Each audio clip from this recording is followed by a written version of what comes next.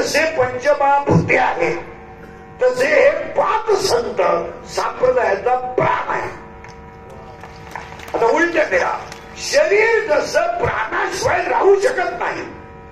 शरीरामध्ये 5 कोश आहेत, अन्नमय कोश, प्राणमय कोश, मनोमय कोश, विज्ञानमय कोश आणि आनंदमय कोश. 5 कोशाचं हे शरीर आहे. शरीरामध्ये अन्न नसेल तर शरीर राहू शकत नाही, प्राण नसेल तर शरीर राहू शकत नाही. शरीर जसं पंचप्राणाशिवाय राहू शकत नाही, पृथ्वी जशी पंचमहाभूताशिवाय बनू शकत नाही, तसे कलियुगातला माणूस, कलियुगातला संतांच्या विचाराशिवाय सुखी होऊ शकत नाही. तुम्हाला बाकीचे जे लोक विचार देणार आहेत ते तुमच्या आघाताचे आहेत आणि संतांचे जे विचार आहेत ते तुमचा जन्म मृत्यूचा फेरा चुकवण्याचे. वाईला नाही हा सल्ला शेजारचाच आहे. सासूचा ऐकू नको हा सल्ला सुने मुलीला दिलेला आईचा सल्ला आहे. आणि हे सगळे सल्ले तुम्हाला मोकळ्या मनाने नदीवर नेऊन घालणार आहेत. यातला एकही सल्ला तुम्हाला मोक्षाला कारणीभूत ठरणार नाही, पण संतांचा एकही विचार मोक्षाच्या पुढे नेण्याचा. इथं थोडं होतं, एक कडवं पाठ करा तुम्ही आयुष्यात, एक कडवं तेने मुक्ती जारी, बस मरेपर्यंत एवढंच पाठ करा म्हणतो. जर तुम्ही हरिमुखी म्हटले तर तुम्हाला 4 मुक्त्या मिळतील. याच्यापेक्षा एकाच वाक्याचा सल्ला आहे, पण अख्खं जीवन आहे, अख्खं एकच आहे. जपान येण्याचा सुद्धा पाठ आहे देवाची गाडी उभा पर कोणी म्हणतात तेने मुक्ती जारी. तुम्ही एवढं वाक्य रोज म्हणा, रोज. जर एवढं म्हटलं, जर हरिमुखानं म्हटलं, हरी हरी हरी हा शब्द मुखानं जर म्हटलं तर 4 मुक्त्या मिळतील. फुकाट सल्ला आहे, फुकाट. इथं कोणताही सल्ला रात्री चिया केल्याशिवाय मिळत नाही. गलासला गलास लागून फुटाना दाता खाली गेला तरच सल्ला योग्य आहे.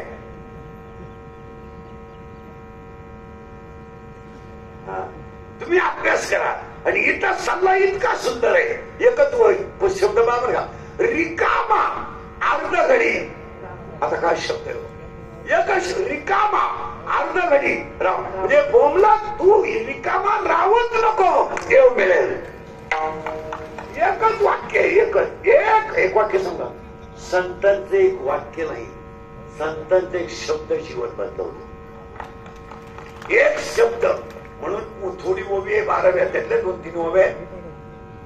अभ्यासापेक्षा श्रेष्ठ ज्ञान आहे.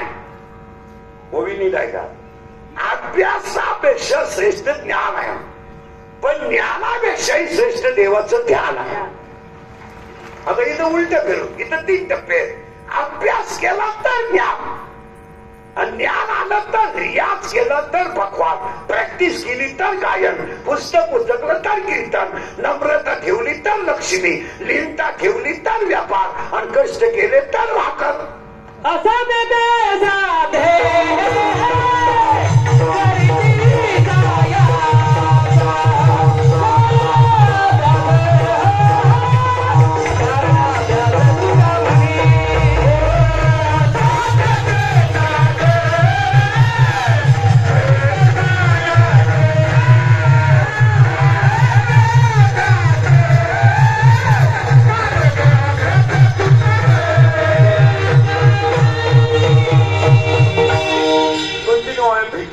पाठ करून घ्या. मी पाठच करून घेत असतो.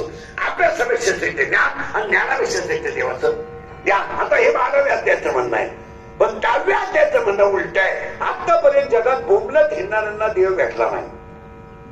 इकडलं नाही असं कधी बायका बरोबर सोडत बोंबलत हिंडा. ही नाटक आहे. ही भाकरी खाऊ नका, सफरचंद खाना, चहा पिऊ नका, दूध आणा, किंवा काढा, लोक काशीला न्या, उरलेल्या पैशाच्या आपल्या बायकोला दादरा करा, लोकांची काशी. ही सगळी नाटक आहेत. ते मौन पाळतात, बोलत नाही. मग खाता कोणी बोल, खायला तर उघडी त्यात, मग भुकायला अडचण खात. ही सगळी नाटक आहे महाराज. ही एक वाक्य समजा, हे सगळी नाटके सरळ उत्तर समजा.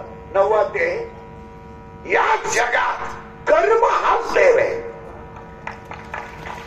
तुम्हाला गण लावून देव भेटला असं घडणार नाही. 16 गण कुणीकडे देव नाही भेटणार. मग हिना बोंबलं देव नाही भेटणार. काही माणसं 3-3 महिने ते यात्रेला हिंडतात. ही मनोरुग्ण लोक आहेत. आणि चपात्या संपल्यावर आल्यावर जेवतात. ही लोक आहेत. आणि उपवास करणारा त्याचा खानदानी देव भेटत. ही उपवास करणारी लोक चक्रम लोक आहेत. आठवड्यातून एक उपवास डायजेस्टिव्हसाठी शिके. पचनक्रिया सुरळीत होण्यासाठी एक उपवास. मग तुमचा कुलदैवतेचा करा. रविवार असेल तर खंडोबाचा करा. जिथं त्याचं कुलदैवत आहे. तिथं काय वादाचा प्रश्न नाही. तो श्रद्धेचा आहे. कुलदैवत हा ज्याच्या त्याचा श्रद्धेचा विषय. कोणी सांगितलं तर ते बघ, मंगळवार आला, देवीची यात्रा आली की गरीबीत गरीब बाई देवीची सवासणी घालतेच. हे तिचं कुलदैवत आहे. आणि तिचं तिच्यावर श्रद्धा आहे. आणि श्रद्धेच्या पुढे परमार्थ नाही. परमार्थात मुळात श्रद्धेचा. मग ती बाई मंगळवार घालू शकते. एखादा माणूस दत्त भक्त आहे, करू शकतो तो. आता वारकरी आहे, सोमवार आहे, ठीक आहे.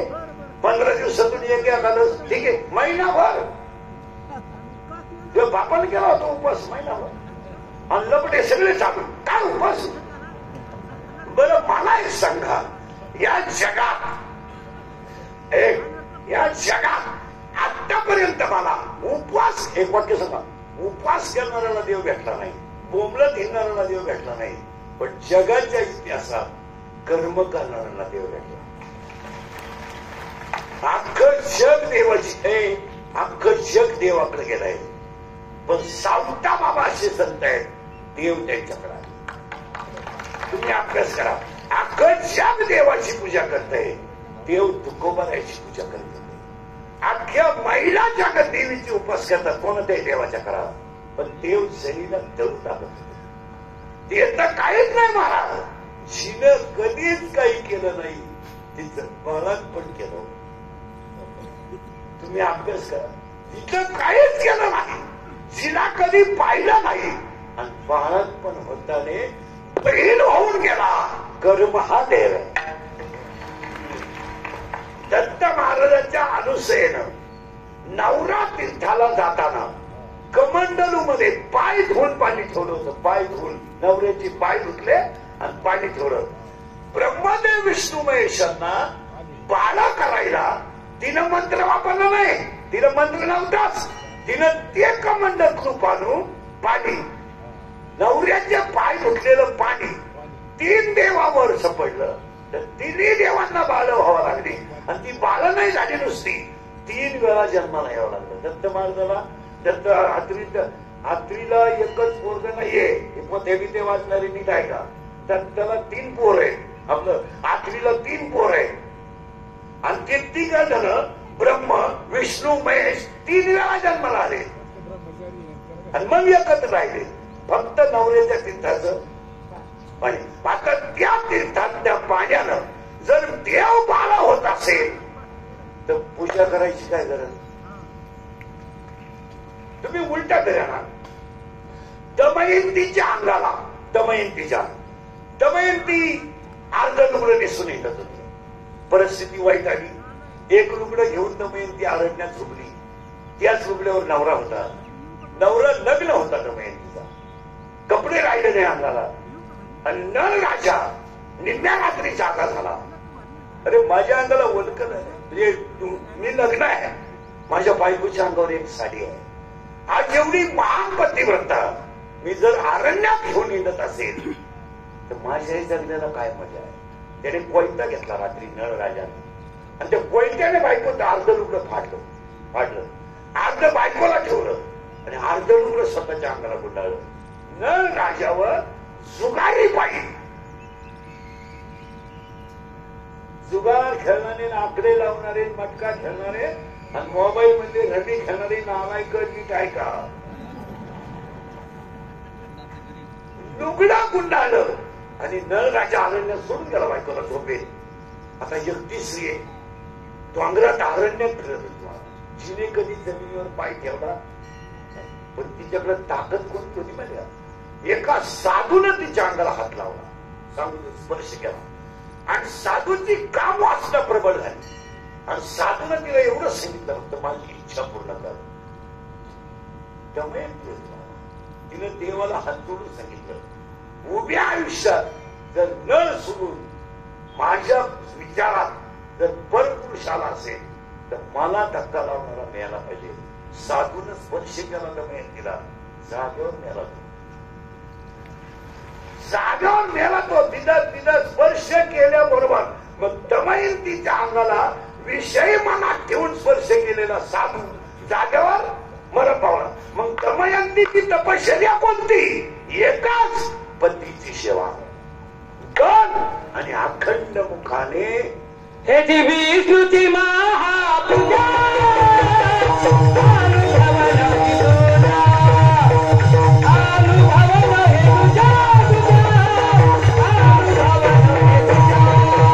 त्याला काय बोंबलं भेटायची काही गरजच का? आता उलट सांगू तुम्हाला, आपणच जर देवाचा अंश आहे तर तुम्ही दुसरी पूजा करणार पाहिजे. तुम्ही मी जर देवाचा अंश, फक्त अज्ञानानं आपण पाठीले,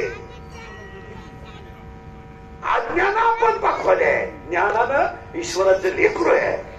आणि हे कळायला ओवी सांगतो, संपत्ती आली तर दया येत नाही. ओवी इतकी सुंदर आहे. संपत्ती आली तर दया येत नाही आणि दया जर आली तर संपत्ती येत नाही आणि दोन्ही जर आले तर तो माणूस देव झाल्याशिवाय. काय वळ आहे महाराज, काय वळ आहे. तर दया आली तर संपत्ती येत नाही आणि संपत्ती आली तर दया येत नाही आणि दोन्ही जर आले तर तो देव झाल्याशिवाय. म्हणून महाराष्ट्रात मला एखाद्या माणसाचं नाव सांगा की व्याजाचा धंदा करणारी माणसं नीट मेली. इथं 2-3 जण आहेत. गंध किती लावा, गंध तुमचा वाटूनच सोडा, गंध सोडा, गंध किती सोडा, गंधात या माणसात कधी ध्यानात ठेवायचं. हे मी बोलत नाही, 16वा अध्याय ऐका, 16व्या अध्यायात दैवी संपत्ती आणि आसुरी संपत्ती. परत उत्तर ऐका, 80,000 बायका, 1,00,000 पोरं, 1,25,000 नातू, 1,25,000 पंतू, बाटलीला तगडी, अख्खी नगरी सोन्याची, त्याला मारायला वलकरी नेसणार.